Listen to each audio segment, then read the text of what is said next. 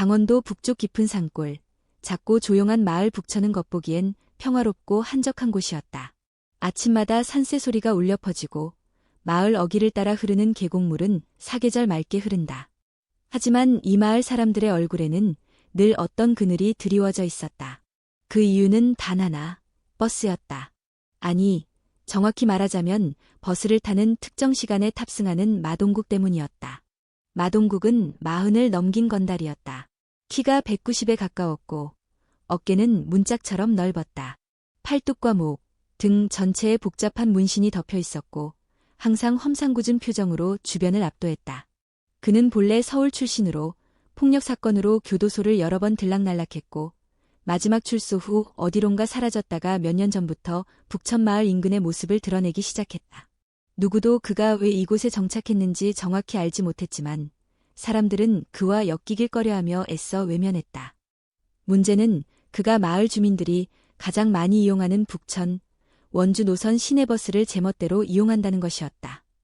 정류장이 아닌 길 한복판에서 손을 들어 세우거나 승차 후 큰 소리로 음악을 틀고 술 냄새를 풍기며 행패를 부리곤 했다. 운전기사도 승객도 그에게 직접 대들 수 없었다. 몇 번 기사들이 항의하다가 욕설을 듣거나 밀쳐지는 일을 겪은 뒤로는 그저 피하고 참고 넘기는 수밖에 없었다. 그날도 마찬가지였다. 초가을, 바람이 살짝 차가워지기 시작하던 어느 아침. 시내로 가기 위해 마을 주민들이 정류장에 모여 있었다. 학생들은 교복을 입고 장을 보러 가는 아주머니들과 할머니들도 많았다. 버스가 정류장에 도착하자 조용히 줄을 서서 탑승을 시작했다. 하지만 버스가 출발한 지 채 10분도 되지 않아 도로 한복판에 갑작스럽게 마동국이 나타났다. 그는 커다란 몸을 흔들며 느릿느릿 버스 앞으로 걸어 나왔다. 익숙한 장면이었다. 기사 또한 이미 체념한 듯 버스를 멈추었고 출입문이 열리자 마동국은 오늘도 태워주셔야지라며 능글맞은 웃음을 지으며 올라탔다. 버스 안은 곧장 침묵에 휩싸였다. 아이들이 소리를 낮추고 여성 승객들은 시선을 회피했다. 마동국은 그 모습을 즐기듯 일부러 더 큰 소리로 험한 말들을 내뱉었다. 그는 통로를 천천히 걸으며 자리를 훑었다. 누가 눈을 마주치는지, 누가 그를 피하는지를 확인하며 기분 나쁘게 웃었다. 그 순간 버스맨 뒷자리에 앉은 한 노인이 눈에 띄었다. 단정하게 손질된 짙은 올리브색 군복을 입고 있었고 허리는 곧게 펴져 있었다. 얼굴에는 세월의 흔적이 깊게 패였지만 눈빛만큼은 날카로웠다. 그는 창밖을 바라보고 있었고 마동국의 등장이 전혀 신경 쓰이지 않는 듯했다. 임태식. 몇몇 마을 사람들은 그를 알고 있었다. 하지만 대부분은 그가 누구인지, 왜 매년 이맘때쯤 군복을 입고 버스를 타는지 알지 못했다. 단지 옆 동네에서 혼자 사는 조용한 노인 정도로만 여겼다. 마동국은 그 노인을 보며 눈썹을 찌푸렸다. 어이, 노인네. 군복 입고 어디 가시나? 라며 반말로 말을 건넸다. 그는 웃음을 참지 못하고 요즘 노인네들은 패션도 특이하네. 전쟁이라도 하러 가? 라며 비아냥거렸다. 주변 승객들은 잔뜩 긴장한 채 숨을 죽였다. 이 노인마저 화를 돋우면 어떤 일이 벌어질지 몰랐기 때문이다. 하지만 임태식은 창밖에서 시선을 거두지도 않았다. 무시하듯 말도 없었다. 그 무반응에 마동국의 얼굴에 일그러짐이 스쳤다. 그는 노인에게 다가가 위협적인 말투로 다시 물었다. 말을 걸면 대답 좀 하지. 예의가 없네. 내가 누군지는 알고 있는 거야. 그제서야 임태식이 고개를 돌렸다. 조용한 목소리로 한마디 했다. 버스 안에선 조용히 타는 게 예 아닌가. 그 짧은 말이 마동국의 신경을 긁었다.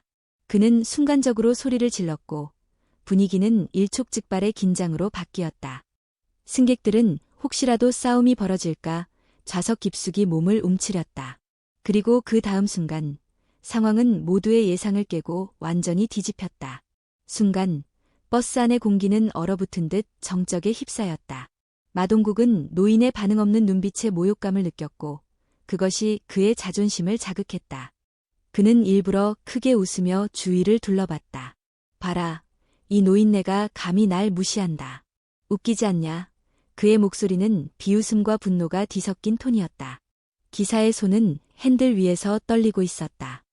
몇몇 승객들은 휴대폰을 꺼내려다 망설였다. 그 누구도 함부로 그 장면을 기록하려 하지 않았다. 그만큼 마동국의 존재는 오랜 시간 공포 그 자체였다. 마동국은 점점 더 가까이 다가왔다. 이제 임태식의 바로 앞에 서서 위압적으로 내려다봤다. 내가 조용히 타라고 하면 조용히 타야지. 내가 뭔데 날 훈계해? 그는 고함을 지르며 손을 들어 임태식의 멱살을 잡으려 했다. 그 순간 아무도 예상하지 못한 일이 벌어졌다. 임태식은 마동국의 손이 옷깃에 닿기도 전에 몸을 옆으로 비틀며 그 힘을 흘려냈다. 동시에 그의 손은 마동국의 팔목을 순식간에 꺾어내렸다.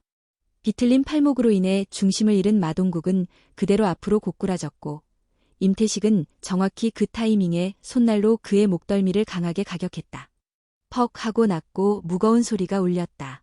거구의 마동국이 그대로 바닥에 쓰러졌다. 무게감 있는 그의 몸이 바닥과 부딪히며 차량 전체가 살짝 흔들릴 정도였다. 승객들 사이에서는 놀란 탄성이 터져나왔다. 기사 역시 반사적으로 브레이크를 밟았고 버스는 급정거하며 도로 한복판에 멈췄다. 어머! 세상에! 어떻게! 여기저기서 터져나오는 목소리들. 그들은 지금 무엇을 목격했는지 실감하지 못했다. 단 한 명, 조용히 자리에 앉아있던 노인이 마을 전체를 공포에 몰아넣었던 마동국을 단번에 제압한 것이다.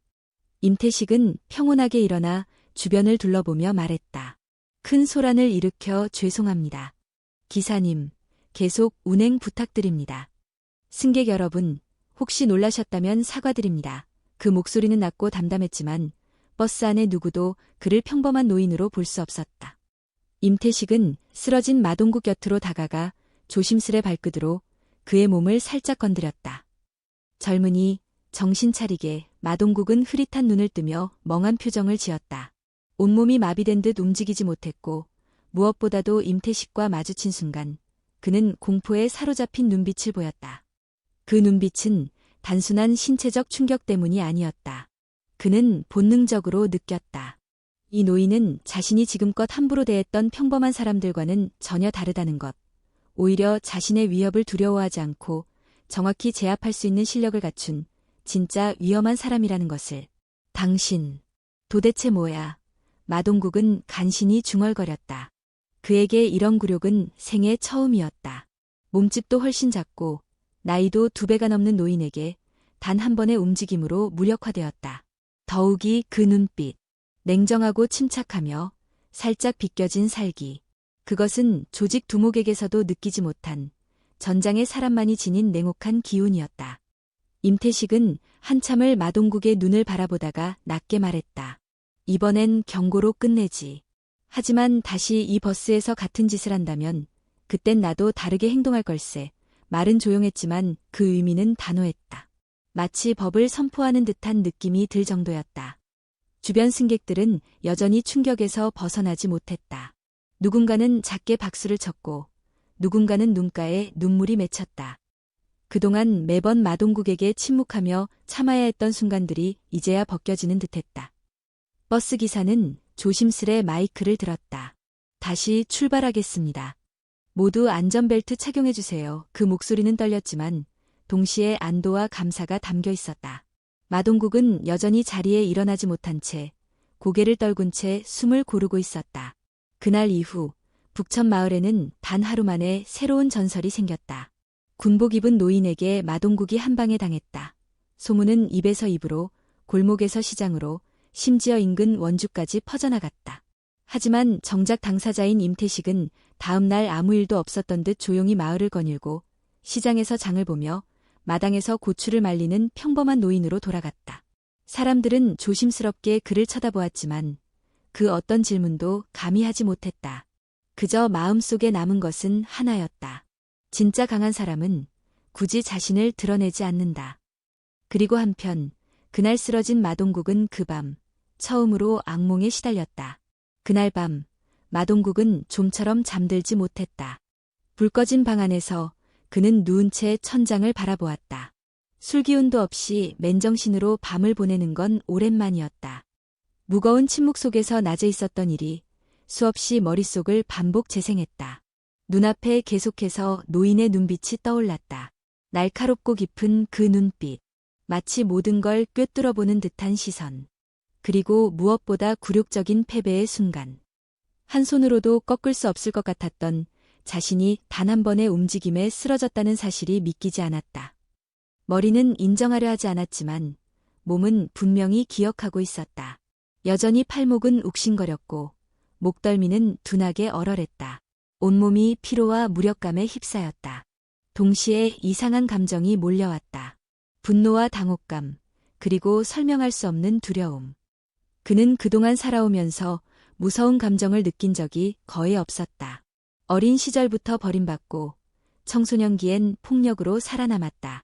감정을 억누르고 공포를 이겨내기 위해 누구보다 먼저 공격하는 삶을 살아왔다. 하지만 지금 그 얇은 군복을 입은 노인의 한방 앞에서 그는 완전히 무너졌다. 그날 밤 그는 잠에 들자마자 악몽을 꾸었다. 어두운 골목 속에서 자신이 도망치고 있었다. 어디론가부터 날아오는 날카로운 시선에 쫓기듯 그는 숨었고 그 끝엔 언제나 임태식의 얼굴이 있었다. 현실보다 더 선명한 노인의 눈빛이 꿈속에서 그를 응시하고 있었다. 새벽녘, 마동국은 식은땀을 흘리며 벌떡 일어났다. 가슴이 요동쳤다. 거친 숨을 몰아쉬며 두 손으로 얼굴을 감쌌다. 젠장. 그는 중얼거렸다. 손끝이 떨리고 있었다. 방 안은 고요했지만 그의 내면은 요동쳤다. 며칠간 그는 마을의 모습을 드러내지 않았다. 그가 자주 가던 포장마차에도 버스 정류장 근처에도 나타나지 않았다. 몇몇 주민들은 혹시 마동국이 마을을 떠난 건 아닌지 수근거렸다. 하지만 사실 그는 마을 어귀에 있는 허름한 숙소에 숨어 지내고 있었다. 낮에는 커튼을 치고 불도 켜지 않은 채 누워 있었고 밤이 되면 혼자 조용히 담배를 피우며 마을을 내려다보았다. 그는 과거를 되짚었다. 자신이 왜 이렇게까지 살아왔는지, 무엇을 증명하고 싶었는지, 왜 사람들을 일부러 겁주고 무시했는지. 어린 시절 아버지는 없었고 어머니는 병으로 일찍 세상을 떠났다. 보호소에서 자란 그는 늘 무시당했고 맞았고 빼앗겼다. 그런 환경에서 살아남기 위해 그는 누구보다 빨리 폭력을 익혔다. 내가 먼저 세상을 때려야 세상이 날 때리지 않는다. 그는 그렇게 믿었고 그렇게 살아왔다. 하지만 지금 그 믿음이 흔들리고 있었다. 임태식이라는 한 노인이 아무 말 없이 힘자랑 없이 자신을 꺾어냈다. 싸움의 기술만이 아니었다. 그것은 태도와 존재감에서 비롯된 압도감이었다. 그가 가진 무언의 힘은 마동국이 평생 쌓아온 허세와 위협으로는 절대 흉내낼 수 없는 것이었다. 며칠 후 그는 조심스럽게 정류장 근처를 돌아보았다. 버스가 멀리서 달려오고 있었다. 그는 반사적으로 몸을 숨겼다. 마음속 깊은 곳에서 알 수 없는 감정이 피어올랐다. 그동안 그가 타던 그 버스가 이제는 두려움의 대상이 되어버렸다. 자신이 군림하던 그 공간이 이제는 함부로 올라설 수 없는 곳이 되었다. 그는 예전처럼 버스를 막무가내로 세우지 않았다. 대신 숨어서 그 안에 누가 타고 있는지를 멀리서 바라보았다. 혹시 그 노인이 또 타고 있을까? 혹시라도 눈이 마주치면 어떻게 될까? 겉으로는 여전히 무뚝뚝하고 무서운 얼굴을 유지했지만 내면은 그 누구보다 복잡하고 혼란스러웠다. 그렇게 또 며칠이 흘렀다. 사람들은 점차 마동국의 부재에 안도하기 시작했다. 요즘은 조용하네. 그 인간 요새 안 보이지? 라는 말들이 마을 곳곳에서 들렸다. 아이들은 버스를 탈 때 고개를 들고 웃기 시작했고 기사도 거울을 확인할 때마다 긴장하던 습관을 조금씩 놓기 시작했다. 하지만 마동국은 여전히 그 근처를 배회하고 있었다. 그는 완전히 떠난 것이 아니었다. 다만 스스로를 돌아보고 있었다. 처음으로 그날 밤 그는 처음으로 술에 취하지 않고 편의점에서 도시락을 사 먹었다. 작은 식탁에 앉아 따뜻한 국을 한 숟갈 들이켰다. 그리고 문득 중얼거렸다. 나도 변할 수 있을까? 그 말은 누구에게 들려주기 위한 것도 아니었고 어떤 확신도 담기지 않았다. 하지만 그 한마디는 마동국 스스로에게 던지는 첫 번째 질문이었다. 그리고 변화는 언제나 그런 질문에서부터 시작되는 법이었다. 다음 날 아침, 마동국은 이른 시각에 집을 나섰다. 오랜만에 해가 떠오르는 것을 보며 천천히 산 아래 길을 따라 걸었다. 밤새도록 잠을 이루지 못했지만 마음속 무언가가 그를 움직이게 만들었다. 가느다란 새벽바람이 그의 얼굴을 스치고 지나갔다. 어쩐지 오늘은 평소와 다른 하루가 될 것 같은 기분이었다. 그는 시장이 열리는 골목 근처를 지나가던 중 길가에서 한 노부인이 바닥에 주저앉아 있는 모습을 발견했다. 그녀는 두 손에 장바구니를 들고 있었고 한쪽 무릎을 부여잡으며 고통스러운 표정을 짓고 있었다. 주위에는 마침 아무도 없었고 그녀는 일어서려 몇 번을 시도했지만 제대로 힘을 쓰지 못했다. 마동국은 잠시 망설였다. 과거의 자신이라면 그냥 지나쳤을 것이다. 아니면 애써 모른 척했을 것이다. 하지만 그의 발걸음은 멈추었고 자신도 모르게 그 노인에게 다가갔다. 괜찮으세요? 낯선 목소리에 노부인은 놀란 듯 고개를 들었다. 눈앞에 선 사람을 알아보자 그녀의 표정에는 당황과 경계가 동시에 떠올랐다. 아, 마씨? 마동국은 그 시선을 외면하지 않았다. 그는 조용히 무릎을 꿇고 노부인의 팔을 잡아 조심스럽게 일으켜 세웠다. 일어나실 수 있겠어요? 그녀는 약간 떨리는 목소리로 말했다. 무릎이 살짝 접질린 것 같아요. 그는 장바구니를 대신 들고 그녀를 근처 벤치까지 부축했다. 시장 앞 공터에 있는 오래된 나무 벤치였다. 주변을 지나가던 몇몇 사람들이 그 모습을 보고 눈을 크게 떴다. 마동국이? 도와주는 거야, 지금?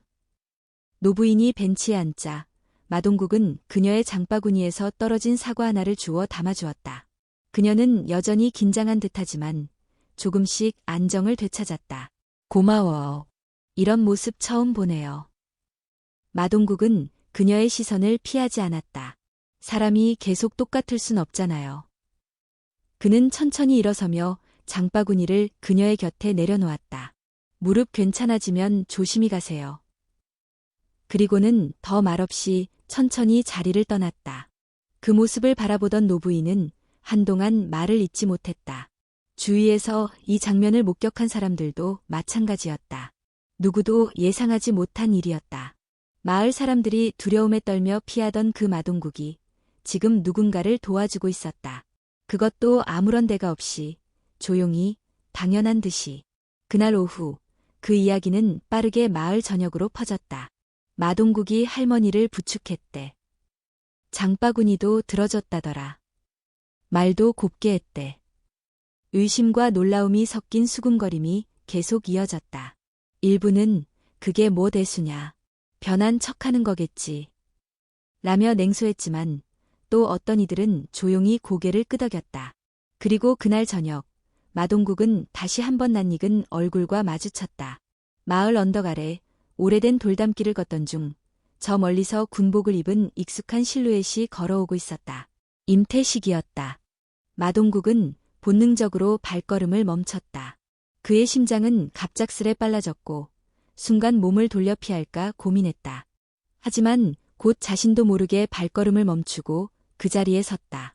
임태식은 천천히 다가와 마주서더니 잠시 마동국의 눈을 바라보았다. 침묵이 흘렀다. 바람 소리 외엔 아무것도 들리지 않았다. 그러다 임태식이 먼저 입을 열었다. 오늘 누군가를 도왔다고 들었네. 마동국은 대답하지 않았다. 대신 고개를 살짝 끄덕였다. 임태식은 작게 웃었다. 그게 별거 아닌 것 같지만 사람 인생에선 꽤 큰 일일 수 있어. 나도 처음 누굴 도왔을 때 이상한 기분이었거든. 마동국은 낮은 목소리로 말했다. 그게 이상하더라고요. 별거 아닌데 자꾸 생각나고 이상하게 기분이 묘해졌어요. 임태식은 고개를 끄덕이며 그를 바라보았다. 사람이 변하려면 거창한 일이 필요하지 않아. 그렇게 작은 선택 하나하나가 쌓이면 어느 날 거울 속 내가 달라져 있지. 둘 사이엔 더 이상의 대화가 필요 없었다. 하지만 그 짧은 순간은 분명 마동국에게 깊이 각인되었다. 그는 자신이 지금 어디쯤 서 있는지, 어디로 가야 할지 여전히 모르고 있었지만 단 한 가지는 분명했다. 어제의 자신으로는 다시 돌아가고 싶지 않았다. 그날 밤, 그는 오랜만에 평온하게 잠이 들었다. 그리고 그 꿈속에서 자신이 버스에 올라타 누군가에게 자리를 양보하고 있는 모습을 보았다. 아무도 놀라지 않았고 그저 조용히 당연하게 받아들여지는 풍경이었다. 꿈속에 그는 처음으로 웃고 있었다. 며칠이 지났다. 마동국은 여전히 조용히 지냈다. 마을 사람들의 시선이 완전히 바뀐 것은 아니었지만 이전처럼 노골적인 경계심은 줄어들고 있었다. 그는 무심한 듯 보였지만 주변의 작은 변화를 섬세하게 감지하고 있었다. 아직 아무도 그에게 먼저 말을 걸지는 않았지만 길에서 마주칠 때면 눈을 피하지 않고 인사를 건네는 노인이 생겼고 아이들도 서서히 그를 지나칠 때 달아나지 않았다. 그날 오전 마동국은 평소보다 이른 시간에 정류장에 도착했다. 시내 쪽 병원에 가야 할 일이 생겼다. 몇 년 전 다친 발목이 다시 아파오기 시작했기 때문이다. 걸어서 가기엔 무리였고 택시를 부르기엔 돈이 아까웠다. 그는 버스를 타기로 했다. 그가 정류장에 서자 근처에 있던 몇몇 승객들이 잠시 긴장하는 듯했지만 이내 그를 향해 고개를 끄덕였다. 그는 묵묵히 표를 사고 차례를 기다렸다. 버스가 도착하자 조용히 맨 뒤쪽 좌석에 앉았다. 예전처럼 거칠게 밀치거나 눈치를 주지 않았다. 기사도 조심스레 그를 흘끗 쳐다봤지만 아무 일도 없자 고개를 끄덕이며 운전대를 잡았다. 버스는 평소처럼 마을을 빠져나와 구불구불한 산길을 따라 달렸다. 승객들은 저마다 목적지에 갈 생각에 조용히 창밖을 바라보거나 작은 대화를 나누고 있었다. 그런데 갑자기 버스 안에 이상한 기운이 감돌았다. 운전기사가 브레이크를 밟으며 속도를 줄이더니 뭔가 이상하다는 듯 계기판을 바라보았다. 어라. 그가 중얼거렸다. 그리고 이어진 순간 버스가 심하게 흔들렸다. 급경사 도로로 접어든 상태에서 브레이크가 제 기능을 하지 않는 듯했다. 운전기사는 당황한 얼굴로 브레이크를 반복해서 밟았지만 버스는 점점 속도를 높이며 굽은 내리막을 향해 미끄러지듯 달리기 시작했다. 뭐야, 왜 이래요? 설마 고장인가요? 승객들의 얼굴이 하얗게 질렸다. 누군가는 아이를 껴안고 누군가는 의자 손잡이를 꽉 붙잡았다. 당장이라도 버스가 전복될 듯한 불안감이 차량 전체를 뒤덮었다. 그때 마동국은 반사적으로 일어섰다. 몸이 이끄는 대로 움직였다. 그는 앞으로 다가가 운전기사 옆에 섰다. 상태가 어때요? 기사도 이미 식은땀을 흘리고 있었다. 브레이크가 반응을 안 해요. 속도를 줄이려면 주변 지형을 이용해야 해요. 마동국은 창밖을 내다봤다. 오른쪽은 절벽이었고 왼쪽에는 급경사 풀숲과 낮은 나무들이 펼쳐져 있었다. 그는 빠르게 판단했다.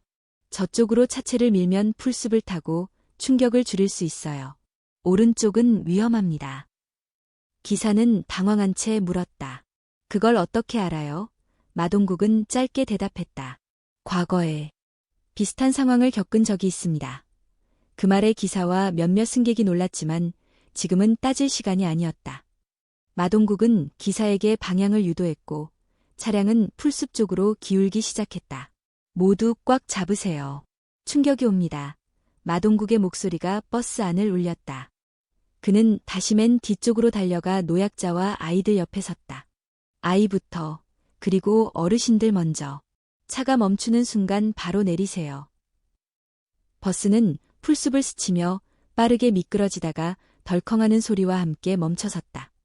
차체는 기울어졌고 언제 다시 미끄러질지 모르는 불안한 상태였다. 문이 간신히 열리자 마동국은 먼저 뛰쳐나가 바깥에서 문을 붙잡고 있었다. 어서 나오세요. 빨리요. 승객들이 하나둘씩 빠져나왔다. 마동국은 손을 내밀어 사람들을 끌어냈고 마지막까지 남은 사람들까지 다 나올 때까지 자리를 지켰다. 기사까지 마지막으로 빠져나왔고 그제서야 마동국은 지친 몸을 벤치처럼 꿇고 주저앉았다. 온몸이 땀에 젖어 있었고 근육은 긴장으로 경직돼 있었다. 버스는 더 이상 움직이지 않았다. 모두 무사했다. 그 순간 주변에서 조용한 박수가 터져나왔다. 누군가는 저 사람이 우리를 살렸어 라고 중얼거렸다. 기사도 마동국에게 다가와 그의 손을 잡았다. 정말 고맙습니다. 아니, 목숨을 살렸어요. 마동국은 숨을 고르며 고개를 숙였다. 당연히 해야 할 일을 했을 뿐입니다. 그 말은 짧았지만 그 안에 담긴 감정은 크고 깊었다. 처음으로 그는 누군가에게 실질적인 도움을 주었다는 사실을 온몸으로 체감하고 있었다. 그날 오후 사고 소식은 곧 마을로 퍼졌고 마동국의 이름은 정과는 전혀 다른 의미로 사람들의 입에 오르내렸다. 그는 버스의 폭군에서 사람을 구한 사나이로 바뀌고 있었다. 하지만 정작 그는 아무런 칭찬도 바라지 않았다. 그저 조용히 자신이 할 수 있는 일을 했을 뿐이었다. 마음 한구석에 처음으로 자리 잡은 따뜻한 감정. 그것이 마동국을 앞으로 나아가게 만들고 있었다. 버스 사고가 있은 지 이틀이 지났다. 사고는 큰 부상자 없이 마무리되었고 주민 대부분이 마동국의 침착한 대응과 희생 덕분이라고 입을 모았다. 마동국은 그 후로도 별다른 말 없이 조용히 지냈다. 평소처럼 자신의 방 한구석에 앉아 담배 한 개비를 피우며 창밖을 바라보는 일상이 이어졌지만 그의 머릿속은 복잡하게 돌아가고 있었다. 마을 사람들의 반응도 점차 다양해지기 시작했다.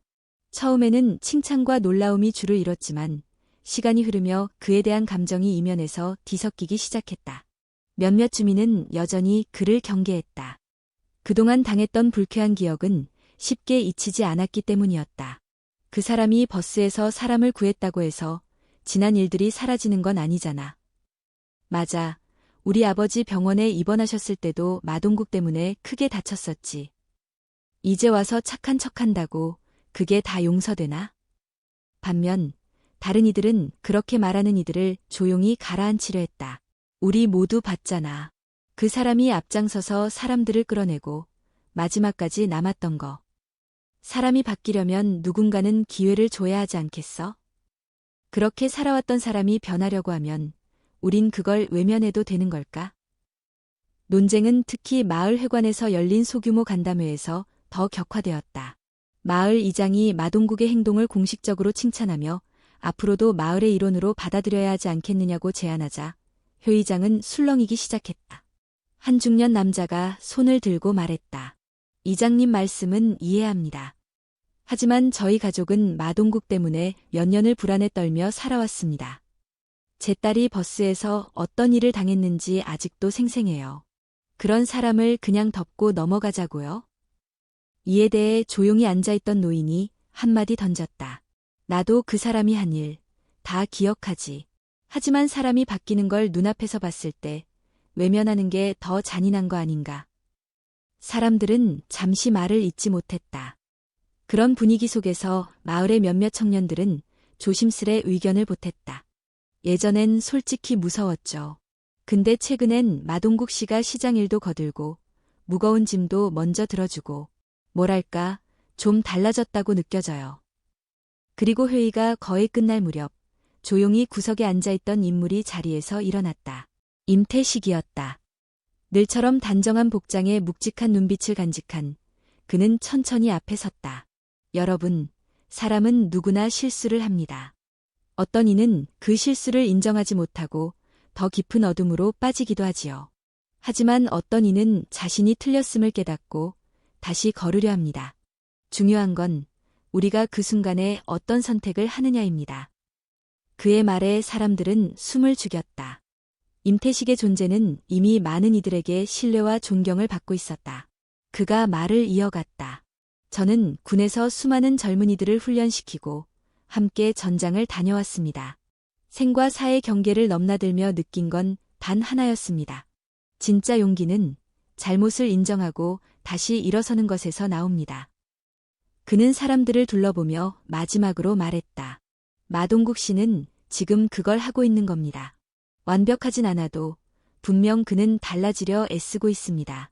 우리는 그를 지켜보되 기회를 줄 수 있어야 합니다. 회의장은 조용해졌다. 누군가는 고개를 끄덕였고 또 누군가는 여전히 복잡한 표정을 지었다. 하지만 분명한 건 그날 이후 마동국에 대한 시선은 조금 더 유연해졌다는 점이었다. 회의가 끝난 뒤 마동국은 그 사실을 몰랐다. 그는 회관 밖 벤치에 앉아 하늘을 올려다보고 있었다. 갑작스레 옆에 누군가 앉았다. 돌아보니 임태식이었다. 이장님이 너 얘기 꺼냈다. 사람들 많이 고민하더라. 마동국은 무표정한 얼굴로 물었다. 결론이 뭡니까? 임태식은 웃으며 말했다. 결론은 없어. 하지만 중요한 건 그들이 지금 너를 다시 보기 시작했다는 거다. 마동국은 조용히 고개를 끄덕였다. 마음속 한편이 미묘하게 흔들렸다. 그 흔들림은 불안이 아니었다. 아주 작지만 분명한 희망이었다. 그는 아직 완전히 용서받지 못했지만 어쩌면 이제 조금은 받아들여질 수 있을지도 모른다는 생각이 들었다. 그날 밤 마동국은 처음으로 마을 사람들 사이에서 조심스럽게 걸었다. 가게 문 앞을 지나는 그를 보며 한 아주머니가 작게 인사했다. 그는 고개를 숙여 답했다. 그것은 작고 소박한 순간이었지만 그의 삶에 있어선 처음으로 얻은 진짜 인간적인 관계였다. 마을 사람들의 시선은 분명 달라지고 있었다. 일부는 여전히 경계했지만 더 이상 대놓고 피하거나 외면하지 않았다. 마동국도 그에 맞춰 자신을 더 조심스럽게 낮추고 있었다. 사람들을 도울 기회가 생기면 먼저 다가가고 과거처럼 거칠게 말하는 일도 점점 줄어들었다. 그러던 어느 날 평소보다 일찍 시장에 들렀던 마동국은 낯익은 얼굴을 보고 걸음을 멈췄다. 그 얼굴은 결코 반가운 얼굴이 아니었다. 오래전 함께 조직 생활을 했던 인물, 박기성이었다. 그 뒤에는 2명의 사내가 더 있었다. 전부 날카로운 눈매와 문신으로 무장한 인물들이었다. 아, 이게 누구야? 북천에 은둔 중인 마동국 선배 아니십니까? 박기성은 비아냥 섞인 웃음을 지으며 다가왔다. 마동국은 조용히 눈을 가늘게 떴다. 반가움은 없었다. 오히려 묵직한 불안이 가슴 한가운데서 고개를 들었다. 여긴 어떻게 온 거냐? 소문이 돌더라. 버스에서 사람 구했다느니, 마을에서 착한 일하며 산다느니. 선배가 그럴 분이 아닌데 말이지. 마동국은 대답하지 않았다. 그들의 방문이 우연이 아님을 이미 알고 있었다. 자신이 조직에서 등을 돌리고 떠났던 일, 그리고 그 뒤 벌어진 복잡한 사건들. 그로 인해 남은 감정과 갈등이 아직 끝나지 않았다는 걸 그는 알고 있었다. 박기성은 주변을 둘러보며 말했다. 조용한 마을이네. 하지만 이런 데선 사고 하나 나도 잘 안 들리지. 위협 섞인 말이었다. 마동국은 담담하게 대답했다. 여기선 그런 짓 하지 마라. 나도 더 이상 그쪽 길에 발 담그고 싶지 않다. 그럼 깔끔하게 정리하자. 다시 서울 올라와. 예전 자리 다시 줄 테니. 안 간다. 말은 짧고 단호했다. 하지만 그 짧은 한마디가 박기성의 표정을 일그러뜨렸다. 그는 잠시 웃음을 삼키더니 낮은 목소리로 말했다. 그럼 우린 우리 식대로 하게 될 거야. 며칠 후 마을에서 이상한 사건이 벌어지기 시작했다. 가게 셔터가 부서지고 정류장 벤치가 엎어졌으며 농작물 창고가 불에 그을린 채 발견되었다. 사람들은 처음엔 단순한 사고로 여겼지만 피해가 반복되자 점점 불안해졌다. 그리고 결정적인 사건은 마을 초등학생 하나가 교환에게 밀쳐져 넘어지는 일이 벌어지며 발생했다. 다행히 큰 부상은 없었지만 어른들이 보는 앞에서 벌어진 일이었다. 아이는 이상한 아저씨들이 다가와서 아빠를 어디 하냐고 물어봤다고 말했다.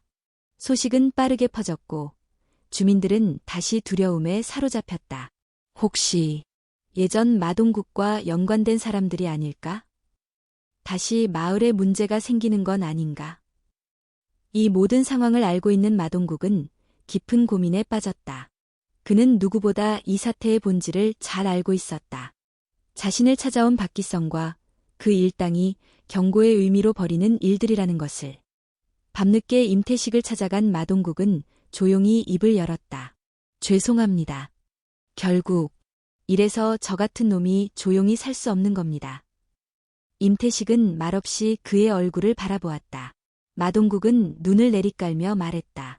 그들이 마을 사람들을 건드리기 시작했습니다. 날 다시 데려가려는 겁니다. 만약 내가 따라가지 않으면. 그래서 어떻게 할 생각인가?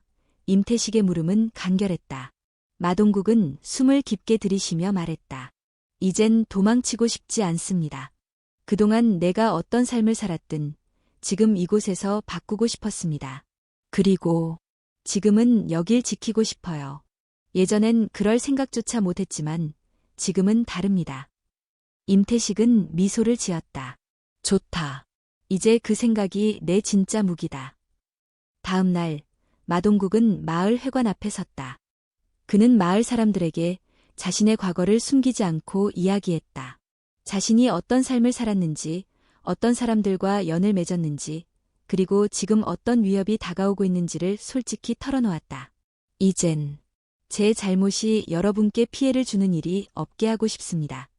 여러분께서 저를 어떻게 보시든 저는 이 마을을 떠나지 않겠습니다.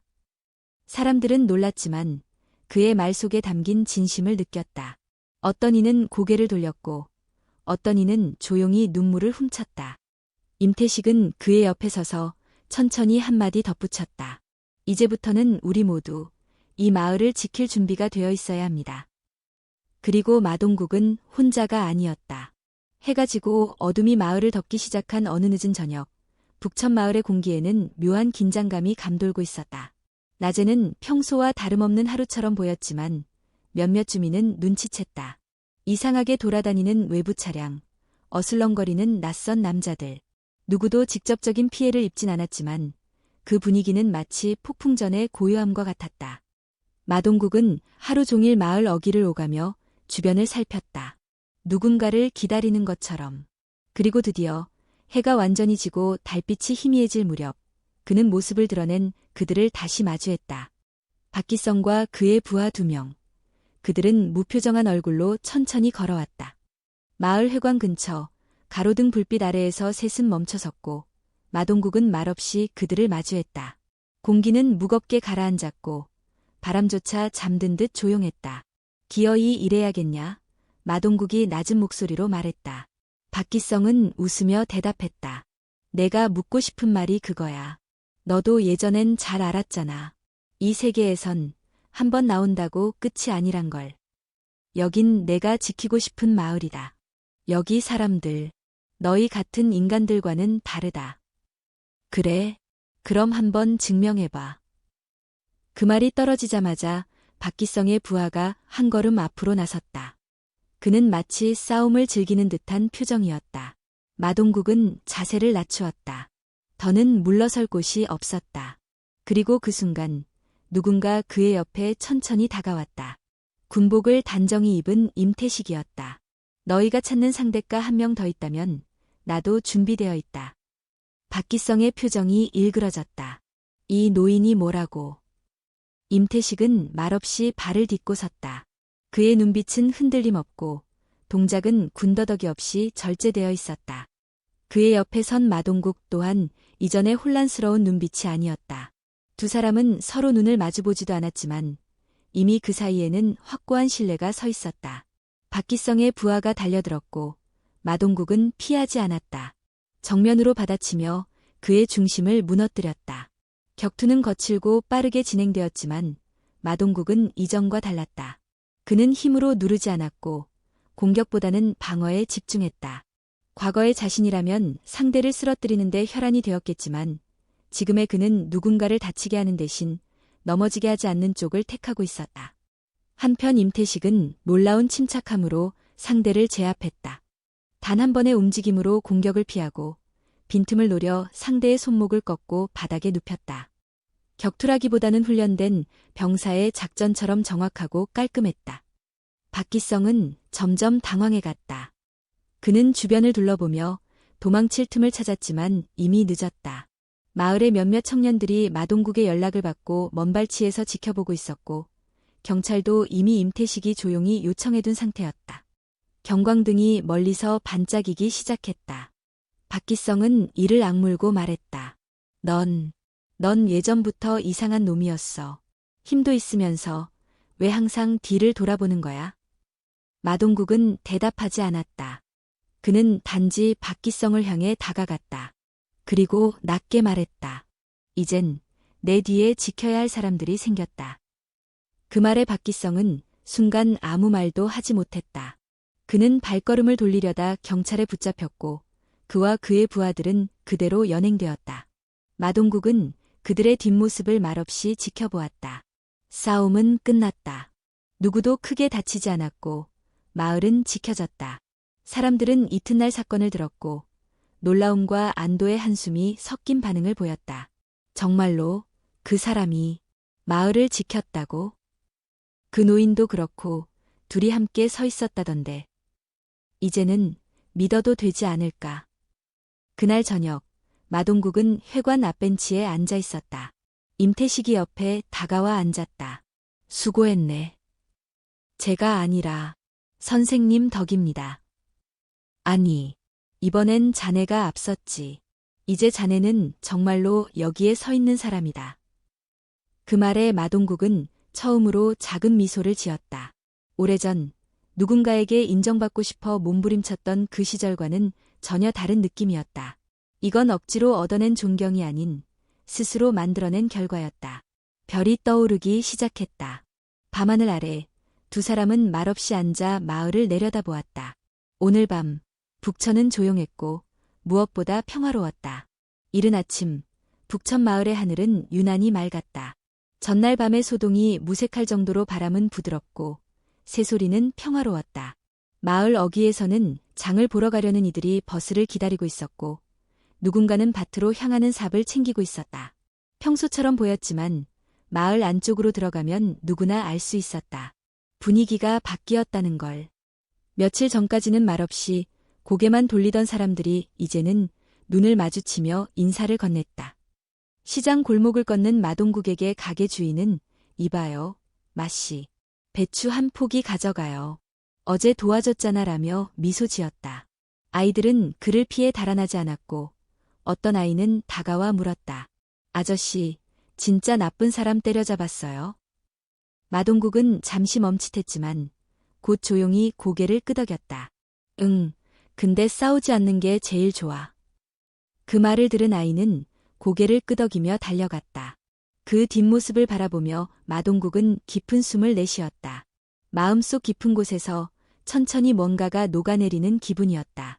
며칠 후 마을 회관에서는 작지만 따뜻한 모임이 열렸다. 주민들이 모여 점심을 함께 먹는 자리였다. 임태식의 제안으로 안전한 마을을 위한 자율방범 활동에 함께할 사람들을 모집하고 있었고 마동국도 초대를 받았다. 처음엔 어색했다. 입구에서 망설이다가 들어선 회관 안은 따뜻한 말들과 웃음으로 가득했다. 누군가 마동국을 향해 손짓했다. 자, 이쪽 자리 비었어요. 그는 조심스럽게 다가가 앉았다.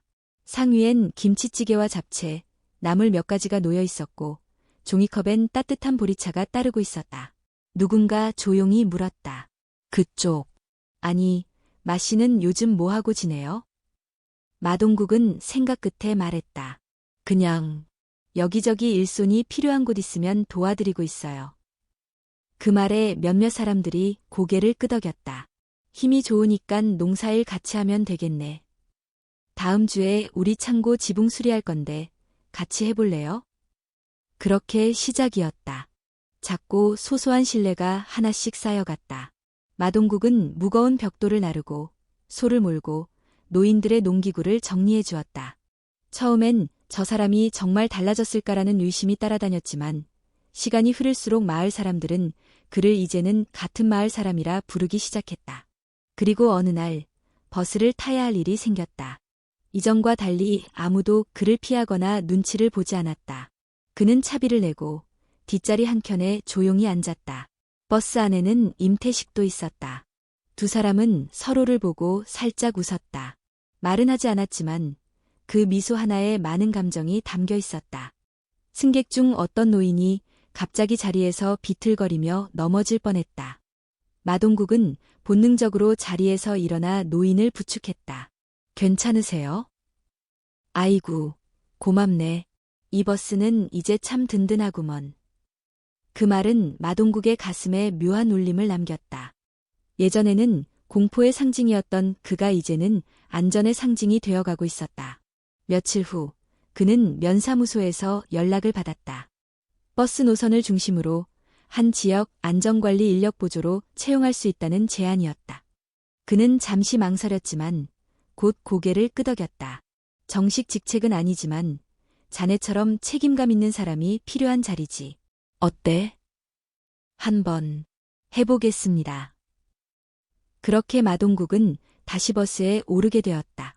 이번엔 관찰 대상이 아니라 보호자로서 아이들이 타면 문 옆에서 안전하게 올라타도록 도왔고 노인이 내릴 땐 손을 내밀었다. 그는 누구보다 먼저 일어나 자리를 양보했고 기사가 잠시 정차할 때면 주변을 살폈다. 언젠가 누군가가 조용히 속삭였다. 저 사람, 예전 그 마동국 맞아? 그래, 근데 지금은 참 달라졌지. 그 할아버지랑 무슨 일이 있었던 모양이야. 좋은 일이었나 봐. 그 소문은 더 이상 두려움이 아닌 희망을 담고 돌았다. 그리고 가끔 버스 유리창에 비친 자신의 얼굴을 마동국은 바라본다. 거칠었던 과거가 여전히 흔적처럼 남아있지만 눈빛은 달라져 있었다. 이제 그는 자신이 누구인지, 어디에 서 있는지 알고 있었다. 단지 과거의 사나이가 아니라 지금의 사람으로 살고 있다는 것을. 그날 오후 그는 정류장에 혼자 서 있던 소녀에게 말을 걸었다. 어디 가니? 도와줄까? 소녀는 처음엔 긴장했지만 곧 고개를 끄덕이며 말했다. 감사해요, 아저씨. 그 말 한마디에 마동국은 작게 웃었다. 오래전 그가 누군가에게 듣고 싶었던 말이기도 했다. 이제 그는 누군가에게 그런 사람이 되어가고 있었다. 늦가을의 바람이 북천마을 골목골목을 스쳐 지나갔다. 낙엽은 조용히 땅 위에 내려앉고 사람들의 옷깃은 어느새 더 단단히 여며지고 있었다. 들판은 수확을 마친 채 한가로웠고 장터는 김장 준비로 분주했다. 그리고 그 가운데 마동국은 여느 날처럼 버스 정류장 앞을 서성이다가 노인을 부축하고 짐을 나르고 있었다. 그는 더 이상 특별한 존재가 아니었다. 어느새 마을 사람들 사이에 자연스럽게 녹아든 힘 좋은 마씨일 뿐이었다. 누구도 그에게 두려움의 시선을 주지 않았고 또 굳이 찬사를 보내지도 않았다. 그저 그가 거기 있다는 사실이 익숙하고 믿음직스러웠다. 그날도 그는 새벽에 일어나 고구마를 나르고 점심 무렵엔 마을 아이들을 버스에 태워주었다. 오후에는 쓰레기 분리장을 정리했고 저녁엔 혼자서 공터에 낙엽을 쓸고 있었다. 별 특별할 것 없는 하루였지만 그의 마음은 오히려 더 단단하고 고요했다. 해가 완전히 저물 무렵 그는 익숙한 발걸음을 따라 산책로로 향했다. 그리고 그 길 어귀에서 한 사람을 마주쳤다. 임태식이었다. 그는 여전히 군복을 깔끔하게 입고 있었고 손에는 작은 꾸러미 하나가 들려 있었다. 어디 다녀오셨어요? 마동국이 조용히 물었다. 전우를 뵙고 오는 길일세. 매년 이맘때면 잊지 않고 찾아뵈야 하거든. 마동국은 고개를 끄덕였다. 둘은 말없이 천천히 걸었다. 낙엽이 밟히는 소리 외엔 아무 소리도 없었다. 문득 임태식이 말했다. 자네 덕분에 이 마을이 더 따뜻해졌다는 말 요즘 많이 듣는다네. 과찬입니다. 그냥 겨우 사람답게 살려고 애쓰는 중일 뿐입니다. 그 말에 임태식은 살짝 웃었다. 그게 가장 어려운 일이야. 싸우는 것보다 지키는 게 더 어렵고 증명하는 것보다 살아내는 게 더 어렵지. 둘은 공터 한켠에 있는 오래된 정자에 앉았다. 하늘은 별빛이 하나둘 맺히기 시작했고 그 아래에서 두 남자는 조용히 막걸리 한 병을 나눴다. 예전에는요. 마동국이 조심스럽게 입을 열었다. 사람들이 저를 무서워하면 그게 제 가치인 줄 알았습니다. 힘을 가진 사람이 존중받는 줄 알고 살았죠. 지금은 임태식이 물었다. 지금은 누가 제게 인사해주는 것만으로도 그게 얼마나 귀한 건지 알겠습니다. 사람들 눈에 거울처럼 비추는 제 모습이 달라졌다는 걸 느껴요. 그리고 그게 좋습니다. 임태식은 잔을 가볍게 들어 그와 부딪혔다. 그 안에는 말로 다하지 못한 존중과 연대, 그리고 세대를 넘어선 동지가 있었다. 이제는 내가 해줄 수 있는 게 많지 않네. 몸도 마음도 예전 같지 않거든. 하지만 자네는 아직 많은 날이 남았지. 자네 같은 사람이 누군가의 이정표가 되어주는 세상이 와야 한다고 생각하네. 그 말에 마동국은 말없이 고개를 숙였다. 그 밤 그는 그저 제자처럼 동생처럼 그 어른의 말에 귀를 기울였다. 그날의 정자에서 흘러나온 두 사람의 조용한 대화는 누구에게도 들리지 않았지만 그 이후로 마동국의 발걸음은 더욱 단단해졌다. 그리고 시간이 흘러 마을에는 새로운 얼굴들이 들어오기 시작했다. 귀농을 택한 젊은 부부, 아이 셋을 데리고 내려온 가족, 공방을 차린 청년들. 마동국은 그들을 처음 보는 날 가장 먼저 나가 인사를 건넸다. 필요한 거 있으면 말씀하세요. 여기선 다 같이 사는 겁니다. 어느새 그는 신뢰를 주는 사람이 되었고 마을 아이들은 동국 아저씨라고 불렀다. 그는 늘처럼 조용히 일하고 때로는 아이들과 배드민턴을 치며 웃었고 때로는 혼자 낙엽을 쓸었다. 그렇게 평범하고도 단단한 하루하루가 쌓여갔다. 임태식은 예전보다 더 자주 집에 머물렀다. 한 번은 병원에 입원했다가 며칠 만에 돌아왔고 그 뒤로 건강이 조금씩 쇠약해졌다. 하지만 여전히 매년 가을이 오면 군복을 꺼내 입고 전우를 찾아 나섰다. 그리고 어느 날 마동국은 임태식의 대문 앞에 작게 붙여진 쪽지를 보았다. 잘 지내게. 내가 그동안 살아온 이유를 자네가 이어주게 되어 참 고맙네. 그 쪽지를 준 채 그는 오랜 시간 그 자리에 서 있었다. 그의 눈엔 말없이 눈물이 고였다. 긴 시간의 무게와 한 사람의 마음이 종이 한 장에 담겨 있었다. 그날 저녁 그는 임태식이 즐겨 앉던 정자에 혼자 앉았다. 손에는 막걸리 한 병과 2개의 잔이 있었다. 그는 조용히 한 잔을 따르며 혼잣말처럼 말했다. 선생님, 잘 계시죠? 아직도 이 마을은 평화롭습니다. 저는 여전히 매일 같은 시간에 버스를 보고 낙엽을 쓸고 아이들과 인사하고 있습니다. 그리고 무엇보다 여전히 사람답게 살려고 노력 중입니다.